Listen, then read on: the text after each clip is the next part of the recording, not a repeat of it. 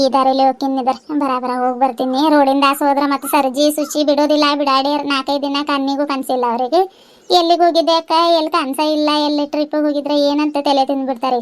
ಅವ್ರಿಗೆ ಹೇಳಾಕದು ಏನು ಟೈಮ್ ಇಲ್ಲ. ರೇಖಾ ಮನೆ ಮುಂದೆ ಆಸೆ ಹೋಗ್ತೀನಿ. ಆಕೇನು ಭಾಳ ಹೊರಗೂ ಇರೋದಿಲ್ಲ. ಇದ್ರೂ ಅಷ್ಟೇ ಮಾತಾಡ್ಸಿ ಕಳಿಸ್ತಾಳವಳು. ಬಾರಕ್ಕ ಚಾ ಕುಡಿ ಬಾ ಅಂತ ಏನು ಕಿರಿಕಿರಿ ಮಾಡೋದಿಲ್ಲ. ಹಿಂಗೆ ಹೋಗ್ತೀನಿದ್ರ ಸಂಜೆ 6 ಗಂಟೆ ಆಗೋದ್ರು ಇನ್ನೂ ಬಿಸಿಲಿನ ಜಳ ಬಡಿಯತೈತೆ ನೋಡವ. ಎಂಥ ಬಿಸಿಲಿದ್ದು ಬಿಸಿಲು, ಆನೆಕಲ್ ಮಳೆ ಎಲ್ಲ ನೋಡ್ತಿದ್ರೆ ಏನೋ ಕೊನೆಗಾಲ ಬಂದಂಗೆ ಆಗೈತವ. ಇಂಥ ಬಿಸಿಲು ನನ್ನ ಜನ್ಮದಾಗ ನೋಡಿದ್ದಿಲ್ಲ ನಾನು. ಅಯ್ಯವ್ವ ನೋಡಿ ಎಷ್ಟು ಜಳ ಬೆಳೆತೈತಿ. ತಲೆ ಮ್ಯಾಗ ಪುಟ್ಟಿ ಇಟ್ಕೊಂಡಿನಂತೆ ಅಷ್ಟಿದು ಅನ್ಸತ್ತಿಲ್ಲ. ಇದೇನು ಇದು ಮರಳು ಏನಕ್ಕೆ ಹಾಕಿದಾರ ಏನು? ಒಂದು ಕಡೆ ದುಂಡಗಾದ್ರೆ ಮಾಡಿ ಇಡ್ಬೇಕು. ಎಲ್ಲ ಹುಡುಗರು ಆಟ ಅಲ್ಲಿ ಇಲ್ಲ ಎಲ್ಲರೂ ಓಡಾಡ್ತಾರೆ. ಆ ಕಡೆ ಈ ಕಡೆ ಎಲ್ಲ ಹರಡಿಟ್ಟಿದ್ದಾರೆ ನೋಡಿ.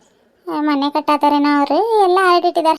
ಆದ್ರೆ ಜನ ಓಡಾಡೋ ದಾರ್ಯಾಗ ಹಿಂಗೆ ಹರಡಾಕ್ ಬಿಟ್ರೆ ಮತ್ತೆ ಸುಮ್ಮನೆ ಇರ್ತಾರೇನೆ. ಹುಡುಗರಿಗಂತಂದ್ರೆ ಇದೇ ಬೇಕು. ಕಾಲಾಗ ಹಂಗೆ ದಪ್ಕೊಂಡು ಹೋಗಿ ಆ ಕಡೆ ಈ ಕಡೆ ಹರಡ್ಬಿಟ್ಟಿದ್ದಾವೆ. ಅಲ್ಲಿ ಮನೆ ಐತೆ, ಏನು ಒಂದು ತಾಸು ಆಕೈತೆ. ಒಂದು 4 ಹುಡುಗರು ಕರೆಸಿ 1 ರೂಪಾಯಿ 2 ರೂಪಾಯಿ ಕೊಡ್ತೀನಿ ಅಂತ ಹೇಳಿ ಪುಟ್ಟಾಗಿಂದ ಹೋಗಿ ಅಲ್ಲಿ ದುಂಡಾಗ ಮಾಡಿದ್ರೆ ಆಕೈತವ. ಏನು ಜನ ಇರ್ತಾರ ಏನು. ಈಗೇನು ಮರಳು ತುಸು ಕಡಿಮೆ ಐತೆ. ಒಂದು ಲೋಡಿಗೆ ಇಷ್ಟಿಷ್ಟು ಅಂತ ಹೇಳತ್ತಾರೆ. ನಾವು ಇವಾಗ ಮನೆ ಕಟ್ಟಬೇಕಾದ್ರೆ ಎಷ್ಟು ಲೋಡ್ ಆಕೈತೆ ಏನೋ ಅದೇ ಯೋಚನೆ ಮಾಡತ್ತೀವಿ. ನೀವು ಇದ್ದವರು ಹಿಂಗೆ ಮಾಡ್ತಾರೆ, ಇಲ್ಲದೆ ಇರೋರು ನಾವು ಯೋಚನೆ ಮಾಡ್ತೀವಿ. ಏನೇನೋ ಇವಾಗಂತೂ ದುಡ್ಡಿಗೂ ಬೆಲೆ ಇಲ್ಲ, ಇದಕ್ಕೂ ಬೆಲೆ ಇಲ್ದಂಗೆ ಆಗ್ಬಿಟ್ಟೈತವ. ಮನ್ ಚಲೋ ಐತೆ ನೋಡಿಲಿ. ಕರೆಕ್ಟ್ ಅಲ್ರಿ ಫ್ರೆಂಡ್ಸ್, ಇವಾಗಿನ ಕಾಲದೊಳಗೆ ದುಡ್ಡಿಗೆ ಬೆಲೆ ಅನ್ನೋದೇ ಇಲ್ಲ. ನೋಡ್ರಿ ನೀವು ಚಿಕ್ಕ ಹುಡುಗರು 10 ರೂಪಾಯಿ 20 ರೂಪಾಯಿ 100 ರೂಪಾಯಿ ಕೊಟ್ರೆ ಇಸ್ಕೋತಾರೆ ಇವಾಗಿನ ಹುಡುಗರು. ನಾವಲ್ರಿ 8 1 ರೂಪಾಯಿ 2 ರೂಪಾಯಿ ಅಂದ್ರೆ ಭಾರಿ ದೊಡ್ಡ ಹಣ ರೀ ನಮ್ಗೆ ಅದು. ಯಾರಾದರೂ ಹಿಂಗೆ ನಮ್ಮ ಕಡೆ ಒಂದು ಸ್ವಲ್ಪ ಕಾಡು ಭಾಳ ಅಲ್ರಿ.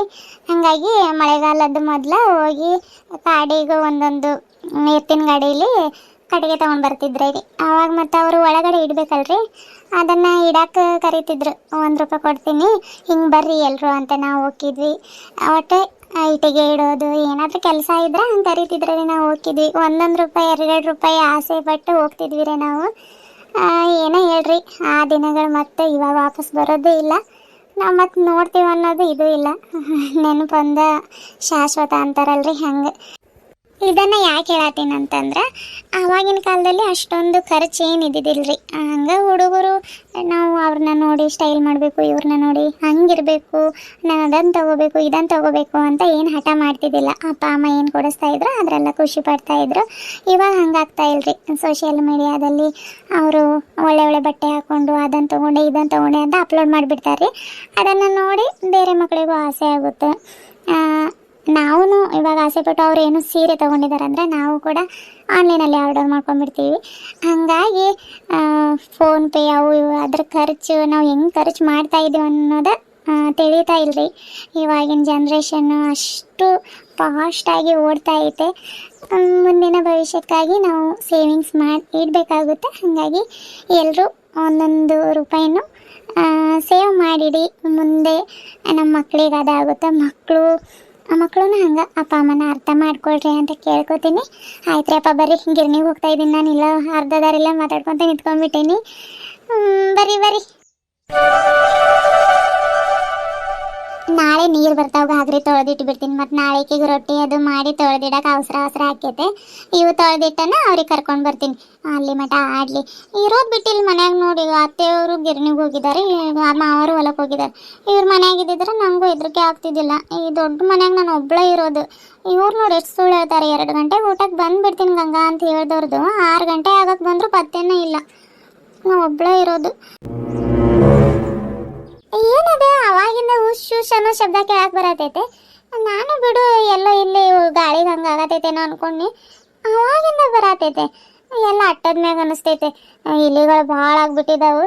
ಇಲಿಗಳು ಇದು ಮಾಡಿ ಮತ್ತು ಹಾವಿಗೆ ಬಂದು ಸೇರ್ಕೊಂಡ್ರೆ ಇವ್ರಿಗೆ ಹೇಳತ್ತೀನಿ ಪಟ್ನಕ್ಕೆ ಇಷ್ಟು ಸತಿ ಹೋಗ್ಕಿರಿ, ಅದು ಮ್ಯಾಟ್ ಸಿಗ್ತೈತೆ ಇಲಿಗಳೆಲ್ಲ ಅಂಟ್ಕೊಳ್ಳೋದು, ತೊಗೊಂಡು ಬರ್ರಿ ಅಂದರೂ ಕೇಳೋದೇ ಇಲ್ಲ ಇವರು.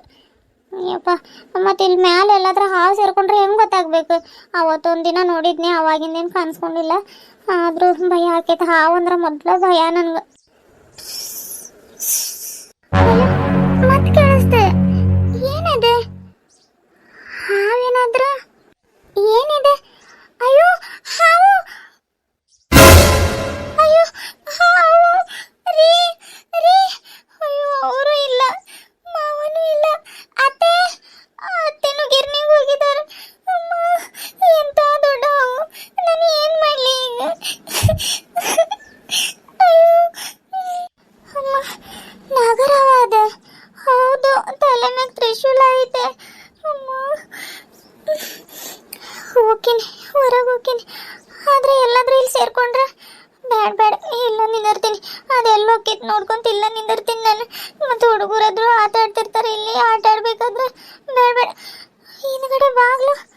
ಬಾಗ್ಲಾದ್ರೆ ತೆಗೆದು ಬಿಡ್ತೀನಿ.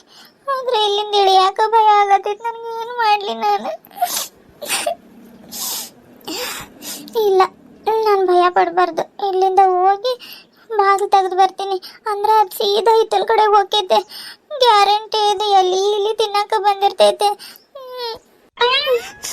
ಓಂ ನಮ ಶಿವಾಯ, ಓಂ ನಮ ಶಿವಾಯ. ಏನು ಮಾಡಬೇಡಪ್ಪ ತಂದೆ, ನಾನು ಹಿಂಗೆ ಏನು ಮಾಡೋದಿಲ್ಲ. ಬಾಗಿಲು ತೆಗಿತೀನಿ, ನಿನ್ ಪಾಡಿ ನೀನು ಹೋಗು. ಗಂಗಾ, ರೀ ರೀ, ಅಲ್ಲೇ ಇರಿ. ಮುಂದೊಂದು ಹೆಜ್ಜೆನೂ ಇಡಕ್ ಹೋಗ್ಬಿಡ್ರಿ ಪ್ಲೀಸ್ ರೀ. ಅಲ್ಲೇ ಇರಿ. ಯಾಕೆ ಗಂಗಾ ಏನಾತ? ಓ, ನಾನು ಲೇಟಾಗಿ ಬಂದಿನಂತ ಇಲ್ಲಿ ಬಂದು ಬಚ್ಚಿಟ್ಕೊಂಡಿದ್ಯಲ್ಲ. ಸಾರಿ, ಲೇಟ್ ಆಗ್ಬಿಡ್ತು. ಏನು ಮಾಡಿದ್ರು ಬಿಡ್ಲೇ ಇಲ್ಲ ಗಂಗಾ. ಊಟ ಮಾಡಿ ನಾವು ಹೋಗಂತ ಆಟ ಇಟ್ಬಿಟ್ರು, ಹಂಗಾಗಿ ಊಟ ಮಾಡಿ ಬಂದ್ನಿ. ಬಾ, ಅಲ್ಲೇನು ಮಾಡತ್ತಿ? ಅದೆಲ್ಲ ಆಮೇಲೆ ಮಾತಾಡೋದು. ನೀವು ಮೊದ್ಲು ಈ ಕಡೆಗೆ ಒಂದು ಹೆಜ್ಜೆನೂ ಇಡ್ಬೇಡ್ರಿ.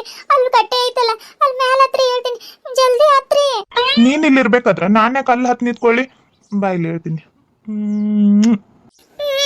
ಅಯ್ಯೋ ಸರಿ ರೀ, ನನ್ ಗತೈತಿ. ಇವ್ರೊಬ್ರು ಅಲ್ಲಿ ನೋಡ್ರಿ, ಇಲ್ಲಿ ಹಿಂದೊಂದ್ ಸ್ವಲ್ಪ.